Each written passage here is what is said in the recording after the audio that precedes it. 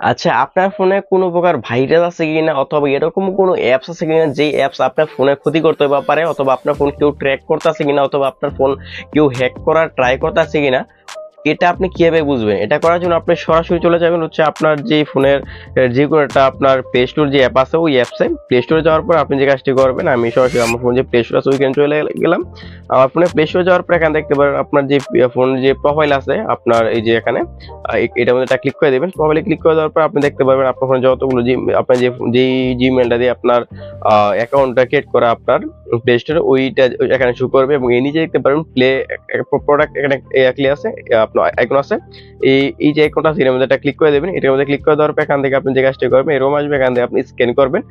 Scan করার বিনিময়ে এখানে আপনার যদি এরকম কোনো অ্যাপস থাকে যে অ্যাপসটা আপনার ফোনের কোনো প্রকার ক্ষতি করবে, তাহলে আপনি এখান থেকে দেখতে পাবেন। যেহেতু আমার ফোনে ওইরকম কোনো অ্যাপস নেই সেই কারণে এখান থেকে তারা বলছে আমার এখানে আমার ফোনে কোনো প্রকার সমস্যা নেই। যদি আপনার ফোনে কোনো প্রকার সমস্যা থাকে তাহলে কিন্তু আপনি এখান থেকে দেখতে পাবেন। এখন এটা চেক দেন। ধন্যবাদ।